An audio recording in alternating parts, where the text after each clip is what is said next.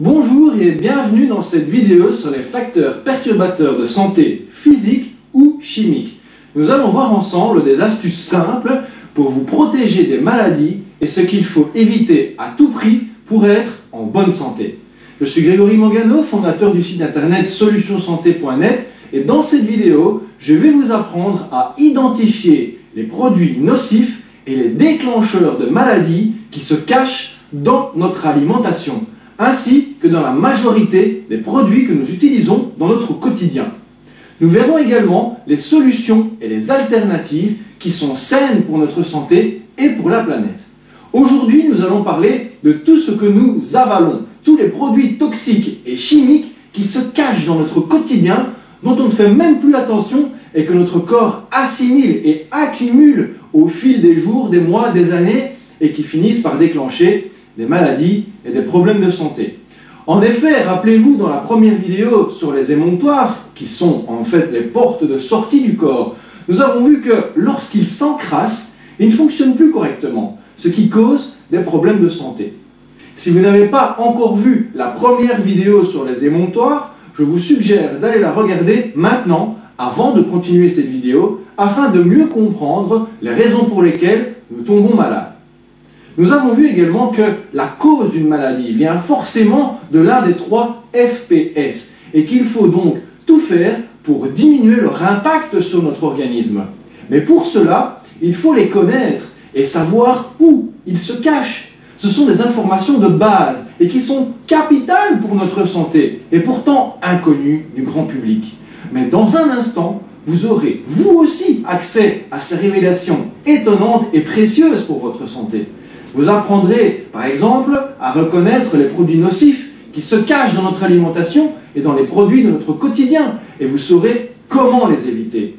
Vous saurez ce qu'il faut regarder sur les étiquettes des produits que vous achetez dans votre supermarché, faire la différence entre un produit sain ou potentiellement dangereux pour votre santé.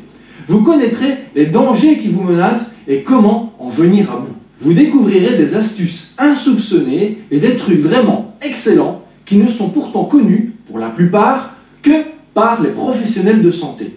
Je vous recommande de prendre des notes car la vidéo est courte, mais très riche en contenu. Allez, c'est parti! Alors, nous allons parler du facteur perturbateur de santé, qui sont les facteurs chimiques ou physiques. Alors, qu'est-ce qu'un FPS? Un FPS, c'est un facteur perturbateur de santé. Les FPS sont des facteurs de nuisance qui encrassent nos émonctoires ou nos portes de sortie et qui causent des problèmes de santé. Si vous n'avez pas vu la vidéo précédente sur les émonctoires, je vous conseille vivement d'aller la regarder car sinon cette vidéo n'aura pas beaucoup de sens pour vous. Comme on l'a vu dans la vidéo précédente, la cause d'un problème de santé vient forcément de l'un de ces 3 FPS. Ils sont classés en 3 grandes familles et ils sont à éviter à tout prix. Aujourd'hui, nous allons parler de l'une d'entre elles, qui sont les facteurs chimiques ou physiques.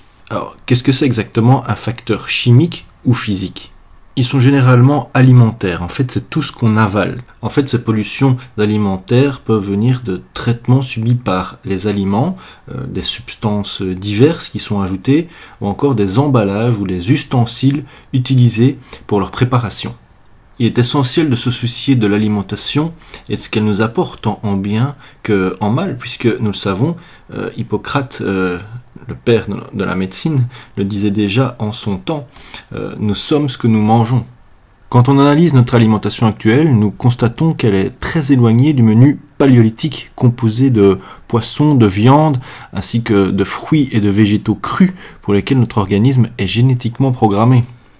Si on regarde de plus près les aliments industriels des grandes surfaces, qu'il s'agisse des fruits, des légumes, des viandes, des céréales, des laitages ou tout autre denrée alimentaire actuelle, ils contiennent tous des additifs, des pesticides, des colorants, des exhausteurs de goût ou des conservateurs.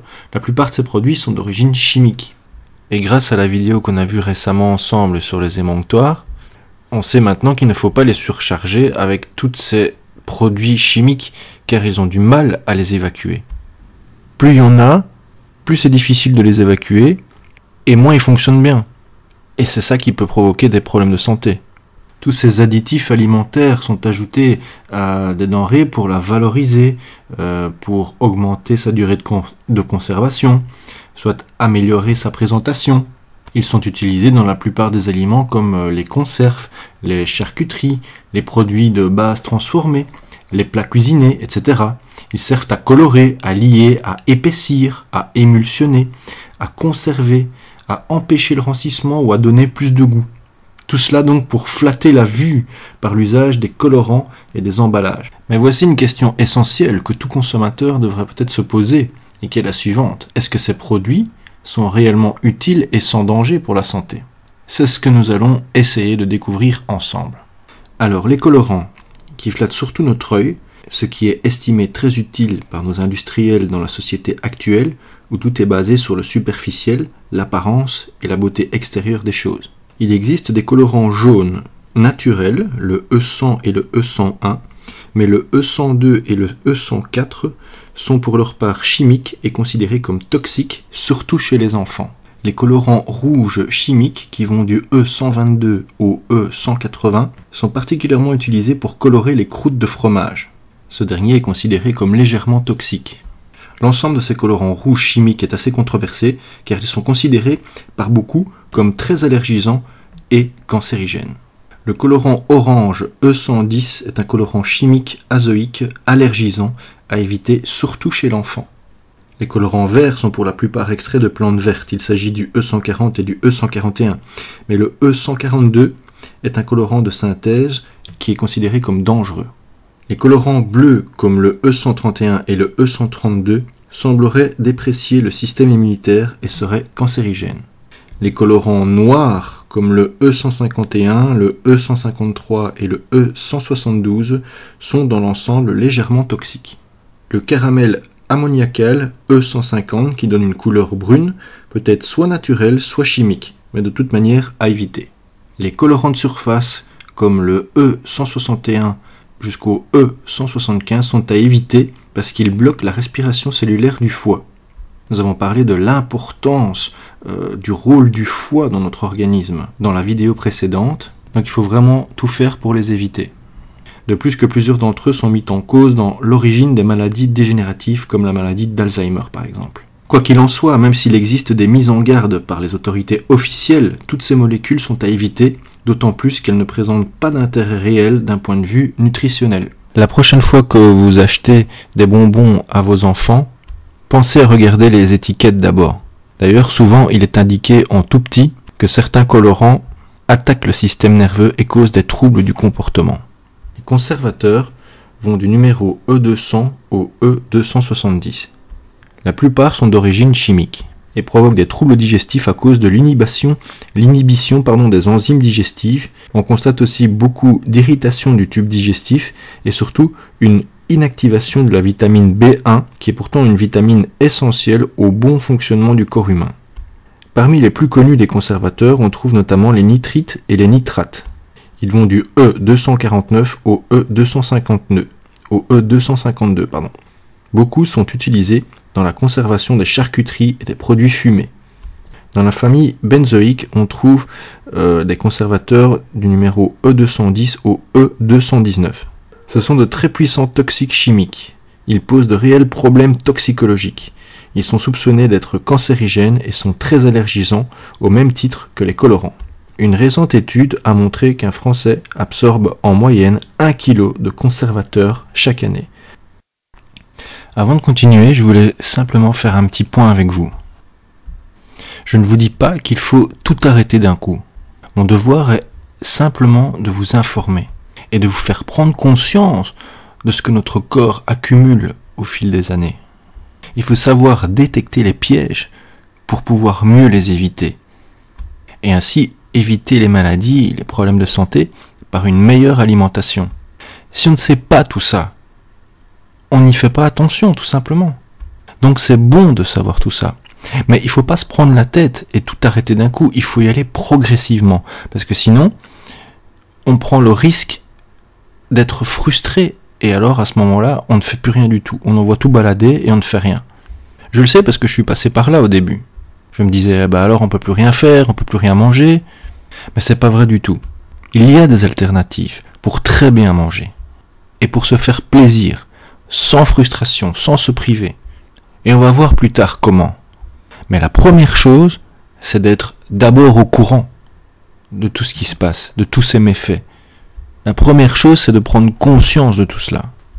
Il faut savoir à quoi il faut faire attention. Si vous êtes au supermarché et que vous avez le choix entre deux produits, vous regardez les étiquettes, si vous voyez tout plein de E dont on a parlé tout à l'heure, vous reposez le produit et vous cherchez un autre produit où il y a moins de produits toxiques, comme on l'a vu tout à l'heure. Si les industriels se rendent compte que nous n'achetons plus ce genre de produits nocifs, ils nous fourniront d'autres produits moins nocifs pour notre santé, peut-être avec moins de bénéfices pour eux, mais c'est d'abord notre santé avant tout. Et au final, tout le monde y sera gagnant. Nous, pour notre santé, nos enfants et leur futur, et ce sera meilleur pour la planète également parce qu'on déversera moins de produits toxiques dans la nature. Donc continuons de savoir ce qu'il ne faut pas acheter et on verra ensuite les solutions ensemble. Passons maintenant rapidement aux exhausteurs de goût et nous allons surtout nous intéresser au glutamate parce que c'est le plus dangereux et parce qu'il est présent dans énormément de produits alimentaires du quotidien. Le rôle des exhausteurs de goût est de renforcer le goût ou bien de le transformer.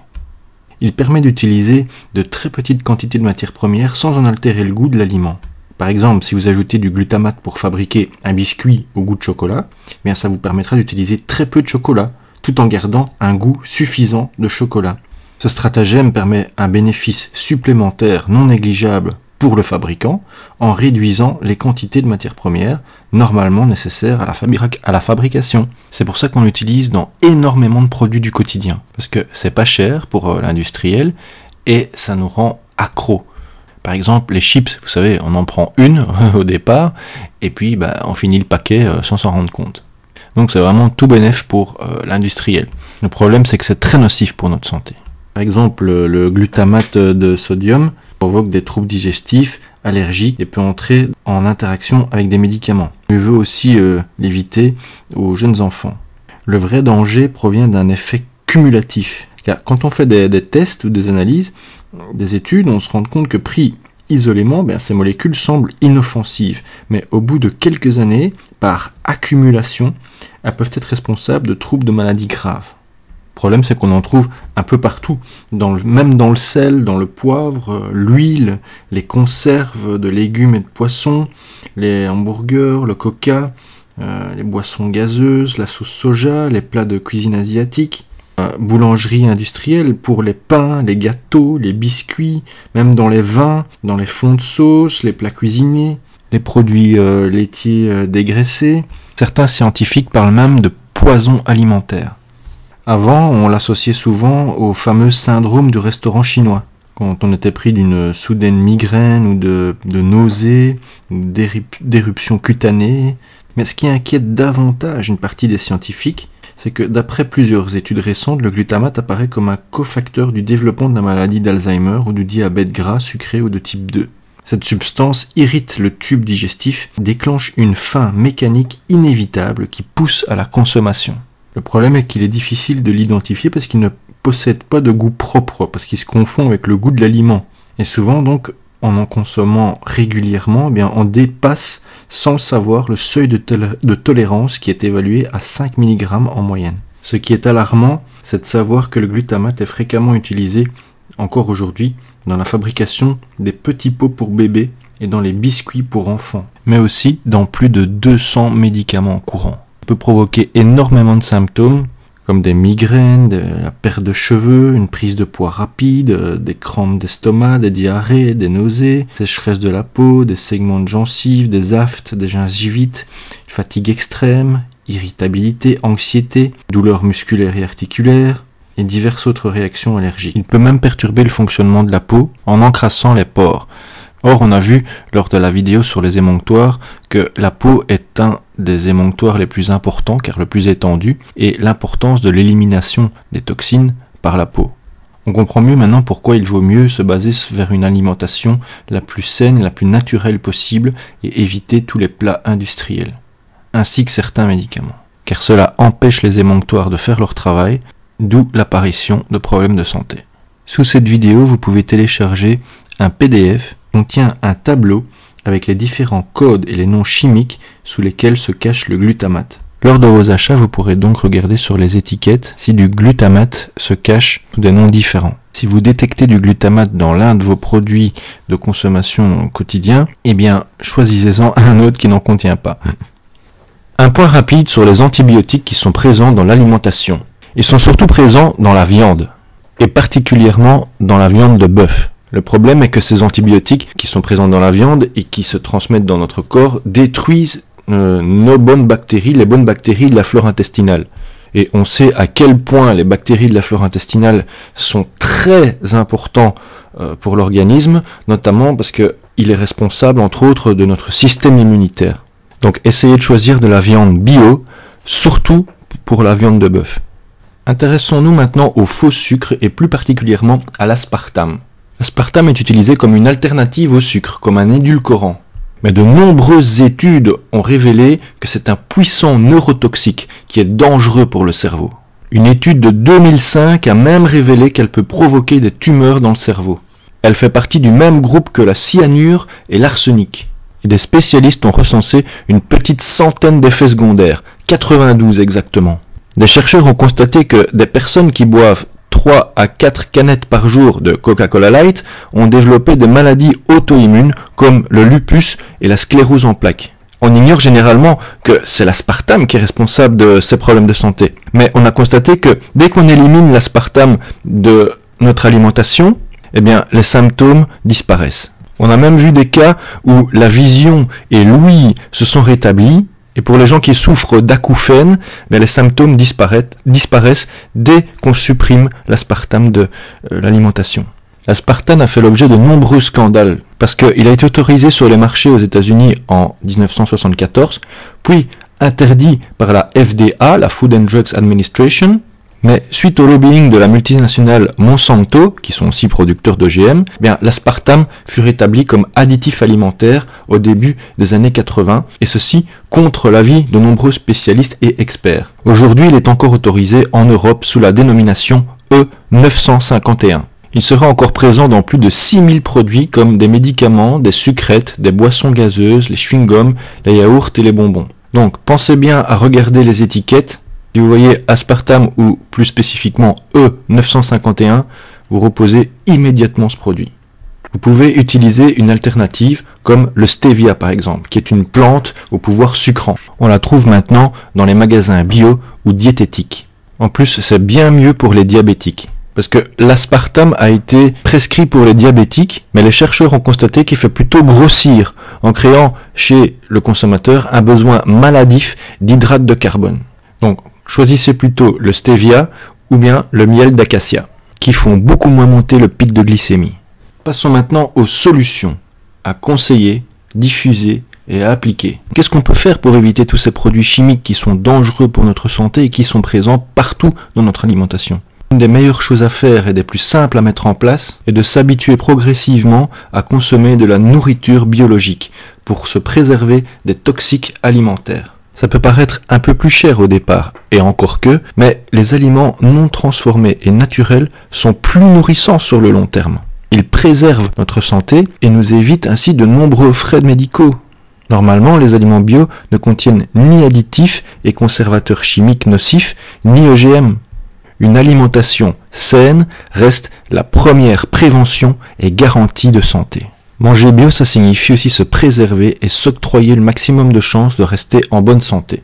Et ça fait partie également d'un état d'esprit respectueux de l'homme et de la nature. Il faut penser à protéger le patrimoine terrestre que nous léguerons à nos enfants et petits-enfants, mais également le patrimoine génétique et spirituel, ainsi que le capital santé que nous leur transmettons. Certains d'entre vous se demanderont peut-être, mais pourquoi est-ce qu'on laisse faire? Si c'est si dangereux, pourquoi on laisse ces produits sur le marché? Premièrement, on ne sait pas tout ce que contiennent les produits dans nos supermarchés. Ça serait une erreur de croire que tout est contrôlé. D'après l'enquête du Dr Chevalier, il y a plus de 100 000 substances chimiques différentes sur le marché européen. Et seuls 30 000 sont visées par un programme d'évaluation qui s'appelle le REACH. Pour 21% de ces molécules, on ne possède aucune donnée. Pour 65%, très peu de données. Pour 11% des infos minimes. et seuls 3% ont été totalement testés. Et la deuxième question, elle est vraiment simple. Tout est une question d'argent. L'industrie agroalimentaire et l'industrie pharmaceutique rapportent des milliards et on laisse faire au détriment de notre santé. Et les pouvoirs publics sont parfaitement au courant, mais bien souvent, ceux qui prennent les décisions de mise sur le marché d'un produit ou d'un médicament ont des rapports directs avec les dirigeants de ces industries. C'est un vrai scandale, et c'est pour ça qu'il faut s'insurger contre cela et diffuser ces informations autour de vous. Il faut que les industriels arrêtent de nous refourguer n'importe quoi. La chimie ne coûte pas cher, alors ils en mettent partout, dans notre alimentation, dans notre quotidien, et tout ça pour faire de plus gros bénéfices, mais au détriment de notre santé. Nous devons dire stop. Nous devons crier notre mécontentement et réclamer des produits plus naturels et bénéfiques à notre santé. La meilleure chose que nous pouvons faire est de les toucher au cœur même de leur portefeuille, en arrêtant de consommer leurs produits nocifs et en consommant plus de produits sains et bio. De cette manière, nous pouvons changer le monde, parce que s'ils veulent continuer à vendre leurs produits, ils devront s'adapter à notre demande, en nous fournissant des produits plus sains et de meilleure qualité pour notre santé. Parlons maintenant des autres toxiques que l'on avale au quotidien. Nous avalons également beaucoup de produits chimiques et toxiques en dehors de notre alimentation, mais qui sont pourtant bien présents dans notre quotidien. Vous avez déjà certainement entendu parler des pesticides, du bisphénol A, des phtalates, des parabènes qui se retrouvent dans les cosmétiques, etc. Ces perturbateurs endocriniens se retrouvent dans notre organisme par l'intermédiaire des molécules toxiques qui migrent des emballages plastiques, des pesticides, des détergents ou des médicaments vers notre corps. Et elles se retrouvent également dans l'environnement pendant plusieurs décennies. Elles circulent dans l'atmosphère et sont transportées par les eaux, sans soucier des frontières évidemment, puis elles s'accumulent tout au long de la chaîne alimentaire, depuis les végétaux, en passant par les animaux, pour enfin se retrouver dans le corps de l'homme à travers toute la planète. Ce sont les fruits et légumes non biologiques qui sont le plus chargés en perturbateurs endocriniens et en agents cancérigènes, puisqu'ils sont contenus dans les pesticides. Les perturbateurs endocriniens posent d'énormes problèmes de santé parce qu'ils dérèglent le système hormonal. Ils sont aussi suspectés d'être à l'origine de l'infertilité et de malformations, mais aussi de cancer, d'allergies, de problèmes musculo-squelettiques et cardiovasculaires. Les perturbateurs endocriniens suscitent une grande inquiétude croissante chez les scientifiques. Le danger, le piège, c'est que ce sont des doses extrêmement faibles, donc on ne ressent pas les symptômes tout de suite. C'est l'accumulation au fil des années qui est dangereux. Et en plus, ça varie en fonction de l'âge et du sexe de chacun. Les symptômes peuvent mettre plusieurs années à se manifester, et c'est ça qui est dangereux, parce qu'on s'en rend pas compte. Par exemple, c'est pas parce que vous fumez une cigarette que vous allez tomber malade tout de suite. C'est l'accumulation au fil des années qui est dangereux. Et pour l'alimentation industrielle, c'est pareil. C'est pas parce que vous allez manger un plat cuisiné que vous allez tomber malade tout de suite après. Encore que parfois on peut avoir une diarrhée ou des maux de tête ou des choses comme ça tout de suite après. Mais le vrai danger, c'est l'accumulation au fil des années. C'est comme si on s'empoisonnait à petit feu en fait. Donc la solution, c'est de soit d'éviter toute cette accumulation, soit d'éliminer. C'est pour ça que c'est important de faire une détox 2 fois par an par exemple, ou bien de consommer une alimentation bio. Une détox, c'est vraiment pas compliqué, c'est une solution facile à mettre en œuvre. Si vous voulez plus d'infos sur les détox, vous pouvez voir le programme détox sur solutionsanté.net. Alors pourquoi est-ce que c'est important de manger plus de végétaux ? Eh bien parce que les végétaux se retrouvent à la base de la pyramide alimentaire. Au-dessus, on retrouve les insectes, les animaux herbivores, les animaux carnivores, et puis tout au-dessus, il y a l'homme.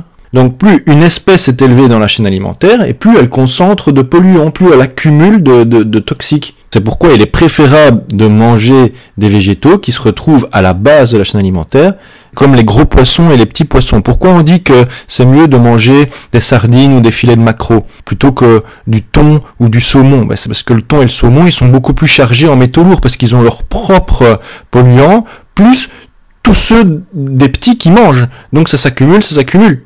On comprend maintenant pourquoi il est préférable pour l'homme de consommer des végétaux, parce qu'ils se retrouvent à la base de la pyramide alimentaire, et donc ils sont moins chargés en toxiques, et bon, idéalement, bien sûr, des végétaux biologiques. On retrouve également des perturbateurs endocriniens dans nos ustensiles de cuisine et emballages alimentaires. C'est le cas notamment du bisphénol A, qui se retrouve dans les plastiques. Cette substance qui a fait la une de certaines informations se retrouvait encore il y a peu dans 90% des biberons. C'est surtout quand on chauffe ce plastique que le bisphénol A migre dans l'alimentation.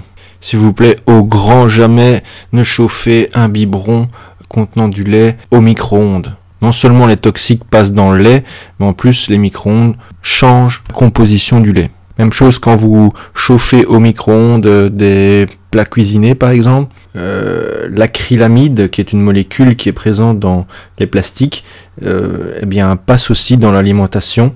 C'est surtout pour la cuisson des aliments à plus de 120 degrés. Évitez surtout les plastiques qui contiennent les symboles suivants, le 3, le 6 et le 7. Comment on peut résoudre ce problème? Eh bien en remplaçant vos récipients en plastique par du verre. Donc regardez dans vos placards, tous les plastiques, tous les récipients plastiques qui contiennent le symbole 3, 6 et 7, vous mettez à la poubelle et vous remplacez tout ce qui est plastique par du verre. Même chose si vous utilisez des ustensiles de cuisine en plastique. Prenez par exemple une cuillère en bois, sans vernis si possible. Et surtout, n'utilisez pas vos ustensiles de cuisine qui sont en fer, en inox, dans vos casseroles en téflon. Le téflon, c'est ce revêtement noir anti-adhésif qui recouvre les casseroles et les poêles, mais ils contiennent des composés perfluorés, appelés PFC, qui sont pour la plupart cancérigènes et des perturbateurs endocriniens. Le problème, c'est surtout si le téflon des casseroles est rayé, eh bien les PFC s'en échappent et passent dans les aliments. Petit à petit, il vaut mieux remplacer vos casseroles en téflon par des casseroles avec un revêtement écologique en pierre, en céramique ou en inox. L'inox, ça colle un peu. Moi, perso, j'ai testé la céramique, c'est bien, mais ça colle un petit peu aussi parfois. Moi, ce que je préfère, c'est la pierre. Parce que ça colle pas et c'est vraiment très solide. Si vous achetez de la bonne qualité, il n'y a pas vraiment de risque de les rayer. Voilà, donc on voit que nous sommes vraiment entourés de produits chimiques dans notre quotidien, dans notre maison, dans nos assiettes. Je dois vous parler de cette récente étude qui dit qu'un bébé vient au monde avec environ 300 traces de substances toxiques dans le sang du cordon ombilical. Les risques de cancer et de maladies dégénératives causées par toutes ces substances chimiques toxiques ont été maintes fois prouvés et démontrés. Ça, il faut le savoir et il faut en parler le plus possible autour de nous. Pour la première fois, la génération des enfants qui naît actuellement est plus malade que la génération de ses parents. Tous ces perturbateurs endocriniens qui se retrouvent anormalement dans l'organisme posent d'énormes problèmes de santé parce qu'ils dérèglent le système hormonal. Je suis certain que vous avez déjà entendu dans votre entourage un jeune couple qui dit avoir des difficultés à concevoir un enfant. De nos jours, environ 25% des mamans qui sont sur le point d'accoucher doivent déclencher la grossesse artificiellement. Les petites filles sont pubères de plus en plus tôt. Beaucoup de petits garçons ont des soucis au niveau de la formation des organes génitaux et de la descente des testicules. On constate une raréfaction des spermatozoïdes. Tout ça, c'est à cause de notre système hormonal qui est perturbé par ces perturbateurs endocriniens. De très nombreux produits sont rejetés dans l'environnement et se retrouvent dans nos rivières. On a retrouvé plus de 150 contaminants perturbateurs endocriniens provenant de médicaments humains et vétérinaires, provenant des produits de nettoyage, des produits de beauté, sans oublier tout le reste des déchets industriels. Certains estiment même à 400 le nombre de médicaments contenant des parabènes. Tout ça, ça met en péril la qualité de l'eau et donc notre santé aussi. On trouve dans l'eau également des hormones des contraceptifs, les hormones des traitements contre la ménopause. Donc en résumé, on retrouve des pesticides, des hormones, des médicaments, des perturbateurs endocriniens, des substances cancérigènes dans l'eau de source et des rivières. Ça finira dans les bouteilles d'eau que nous buvons. Pensez peut-être qu'il y a des contrôles de qualité, etc., des eaux en bouteille. C'est certainement le cas, oui. Mais vous savez quoi? Le problème, c'est que les entreprises ne sont pas obligées de révéler la composition chimique des eaux qui sont vendues en bouteille. Donc en fait, ils peuvent mettre ce qu'ils veulent dedans et on peut pas vérifier. Voilà, secret industriel, on peut pas vérifier la composition. Ça, c'est la réponse favorite des industriels. À l'heure actuelle, il n'y a rien qui les oblige à révéler la composition chimique exacte. Et pour l'eau du robinet, eh bien, c'est comme pour les cosmétiques. Les normes ne tiennent pas compte des effets combinés et cumulés de l'ensemble des substances chimiques qui s'y trouvent. Donc, prises une à une, ces substances chimiques, on dit, bah non, il n'y en a pas beaucoup, et puis elles sont pas dangereuses, etc. Oui, sauf que on ne prend pas compte de l'ensemble. On ne prend pas compte de l'effet cocktail. Et puis, on en a déjà parlé, c'est pas la dose qui fait le poison, c'est l'accumulation au fil des ans. Et on sait qu'un poison est bien plus nocif à petite dose, accumulé pendant des années. Donc qu'est-ce qu'il y a comme solution pour tout ce qui se retrouve dans l'eau? Eh bien, on peut mettre des filtres pour le traitement de l'eau, donc qui vont filtrer les microparticules de chlore, le fluor, les pesticides, les nitrates, les métaux lourds, enfin tout ce qui se retrouve de nocif dans l'eau. Donc ça vaut aussi bien pour l'eau que nous buvons que pour l'eau avec laquelle nous nous lavons. Si vous buvez l'eau du robinet, il y a des filtres spéciaux que l'on adapte au robinet, ou bien à la source même, et qui filtrent toute l'eau pour l'épurer encore plus. Il faut aussi mettre des filtres à la douche ou pour l'eau du bain, parce que la peau absorbe les toxiques qui sont dans l'eau. Je crois que là, il est vraiment temps d'ouvrir les yeux et d'arrêter de se voiler la face. Sinon, quel monde est-ce qu'on va laisser à nos enfants? Voici quelques recommandations, quelques conseils et pièges à éviter. L'idée, c'est pas de se priver de tout et d'arrêter de vivre, bien au contraire. L'idée, c'est pas de se dire ah bah on mange plus rien, voilà, on va plus jamais au resto. Non, parce que là on se prive de tout et c'est pas ça l'idée non plus.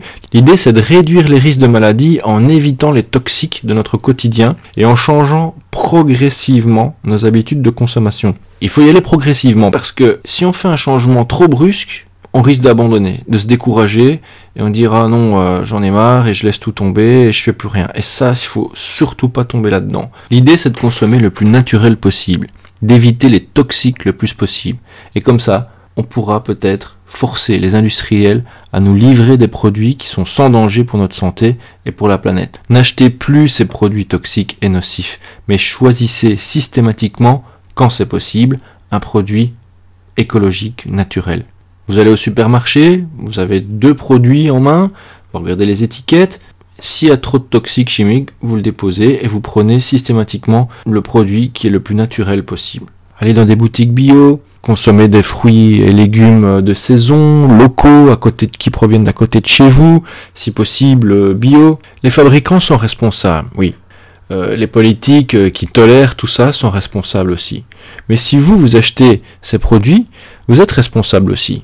Avant, vous ne saviez pas. C'est pas de votre faute, en plus, on a tout fait pour vous le cacher. Mais maintenant, vous savez. Donc, vous n'avez plus d'excuses, hein. Non, bon, c'est une blague, évidemment.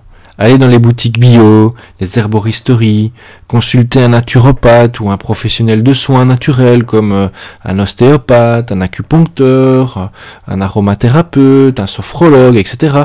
Allez-y et ils vous conseilleront et ils vous diront où est-ce que vous pouvez trouver tel ou tel produit. C'est en parlant petit à petit avec des gens qui vous conseilleront, qui vous diront tiens, tu cherches de la viande bio, du fruit et légumes bio, voilà, tu cherches telle chose naturelle, là on en trouve, là il y a un bon thérapeute, là il y a une bonne boutique. Si vous n'avez pas de boutique naturelle près de chez vous, eh bien commandez sur internet et faites-vous livrer à domicile, c'est encore plus facile. Ça peut vous paraître un peu pénible au début, surtout si vous êtes novice dans ce domaine, mais retenez bien ceci, de mon expérience, au plus vous cherchez, au plus vous trouverez. Parlez avec les gens autour de vous qui sont dans ce domaine-là et ils vous conseilleront. Il existe des tonnes de solutions et d'alternatives naturelles qui sont encore malheureusement trop peu connues. Mais c'est pour ça que notre mission, ça doit être d'informer les gens autour de nous et de partager nos connaissances avec le plus de monde possible. Informez-vous autour de vous, lisez des livres, des magazines, surfez sur le net. Sur mon site internet par exemple, solutionsanté.net, vous trouverez déjà pas mal d'astuces pour vous soigner sans médicaments et pour remplacer les toxiques du quotidien comme les cosmétiques, les produits ménagers, etc. Et vous allez jeter un coup d'œil, vous allez voir, il y a déjà pas mal de solutions à des petits problèmes comme ça du quotidien, aussi bien pour se soigner que pour remplacer les toxiques qui nous entourent dans notre maison et nos assiettes, dans notre alimentation, dans nos cuisines, dans nos placards. Ils sont partout malheureusement. Eh bien là vous trouverez des solutions et des alternatives. Récemment, j'ai organisé le sommet des médecines naturelles où j'ai interviewé 14 experts de santé naturelle qui nous livrent leurs secrets pour prendre soin de notre santé naturellement. Eh bien, je vous offre un accès gratuit pendant 7 jours. Pour cela, il suffit de vous rendre sur www.lesommetdesmédecinesnaturelles.com. Un autre point important que je voulais évoquer avec vous, ce sont les cosmétiques, parce que les cosmétiques sont bourrés de produits chimiques toxiques et nous les avalons entre guillemets sans nous en rendre compte, parce que tout ce que nous appliquons sur notre peau et nos cheveux passe directement dans le sang en 20 minutes. Ce que vous appliquez sur votre peau, c'est exactement comme si vous l'avaliez. Encore pire parce que ça passe pas les filtres de l'estomac et de tout le système digestif.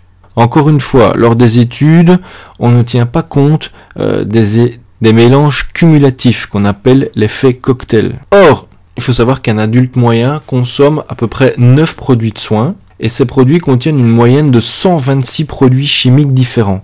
Mais lors des études, on n'en prend que un par un. On ne prend pas en compte les 126 produits chimiques, non. Une femme utilise en moyenne 15 produits cosmétiques par jour. On estime environ 10 000 le nombre d'ingrédients différents dans les produits de soins sur le marché. Donc de quoi on parle quand on parle de cosmétiques? C'est le maquillage, parfum, shampoing, démaquillant, soins hydratants, crème de jour, crème de nuit, crème pour les mains, crème pour le corps, crème pour le visage, les nettoyants d'hiver, les masques, les baumes, les poudres, le dentifrice, le vernis à ongles, le rouge à lèvres, les déodorants, les colorations, etc., etc., etc.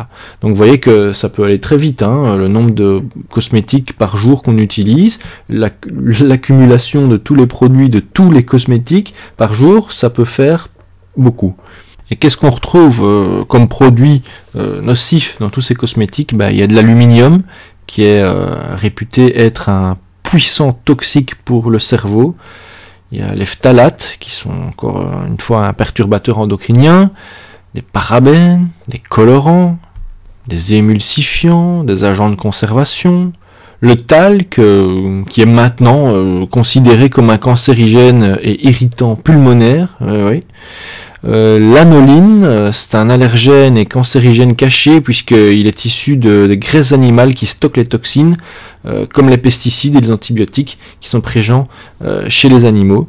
Il y a le fluor, ça c'est terrible, c'est un agent mutagène qui entraîne des désordres biochimiques du système nerveux ainsi que des troubles de la thyroïde et des os, et il est pourtant présent dans les dentifrices et l'eau. Et bien plus encore, on va pas tous les faire parce que la liste est vraiment gigantesque. D'ailleurs, les cosmétiques sont vraiment un sujet à part, à eux seuls, tellement il y a de choses à dire, et je vous en reparlerai plus en détail dans une autre vidéo. Quelles sont les solutions? Eh bien, vous pouvez acheter des cosmétiques naturels bio dans le commerce, ou bien faire vos propres cosmétiques vous-même. D'ailleurs, j'ai écrit un livre sur ce sujet que vous retrouverez sur mon site internet solutionsante.net/boutique.html. C'est un livre numérique en version PDF téléchargeable qui s'appelle Les cosmétiques naturels, faciles à préparer soi-même. Et vous trouverez aussi l'équivalent pour les produits ménagers qui s'appelle le grand ménage au naturel, qui donne des astuces avec du jus de citron, de bicarbonate de soude, du vinaigre blanc, tous des produits naturels et puissants qui désinfectent tout. Et pareil pour les cosmétiques, tous des produits naturels. Dans cette vidéo, je ne vous ai pas parlé des métaux lourds, je ne vous ai pas parlé de l'aluminium, du mercure, je n'ai pas parlé non plus du fluor, des OGM, car je ne voudrais pas que cette vidéo soit trop longue et trop lourde à digérer, entre guillemets. On a déjà vu beaucoup d'informations. Je vous en reparlerai prochainement sous forme de vidéo ou sous forme d'articles sur le site solutionsante.net. Donc si ça vous intéresse, restez attentifs aux emails en provenance de grégory-solutionsante.net et je vous tiendrai au courant. Voilà, nous arrivons au bout de cette présentation sur les facteurs de perturbateurs de santé physique ou chimique. Et pour vous remercier d'avoir regardé cette vidéo jusqu'au bout, je vous offre un code promo de 50%, donc une réduction de 50% sur toute la boutique en allant sur solution-santé.net/boutique.html. Là, vous trouverez un ensemble de solutions naturelles pour vous soigner sans médicaments et des alternatives aux produits chimiques du quotidien. Et lors de votre commande, vous introduisez ce code promo FPS chimique et Le prix sera alors réduit de 50% automatiquement. Ça vous permettra d'essayer et de mettre en pratique ces astuces naturelles pour votre santé. Voilà, j'espère que ça vous fait plaisir. Encore une fois, pratiquez, c'est le plus important, et partagez autour de vous ces informations pour un monde plus naturel et en meilleure santé. Voilà, j'espère que vous avez aimé cette vidéo et que vous avez appris des choses intéressantes qui vous seront utiles pour votre santé. N'oubliez pas de mettre en pratique ce que vous avez appris et de partager ces informations avec vos proches. Je suis sûr que ça va leur faire très plaisir de constater que vous avez eu une petite pensée affectueuse pour eux et pour leur santé. Voici ce que je voudrais que vous fassiez maintenant. 1. Si vous avez aimé ce qu'on a vu ensemble dans cette vidéo, ça me ferait très plaisir que vous me laissiez un petit commentaire sous cette vidéo ou que vous cliquiez sur j'aime ou que vous la partagez avec vos amis, ça serait vraiment sympa. Et 2, cliquez également sur les liens ci-dessous pour nous rejoindre sur Facebook et nous suivre sur Twitter car nous annonçons régulièrement de nouvelles informations actualisées sur ces plateformes. Donc vous serez ainsi assuré de ne rater aucune information importante pour votre santé. Voilà, c'était Grégory Mangano, je vous remercie et vous dis à très vite dans une prochaine vidéo. Prenez soin de vous, naturellement.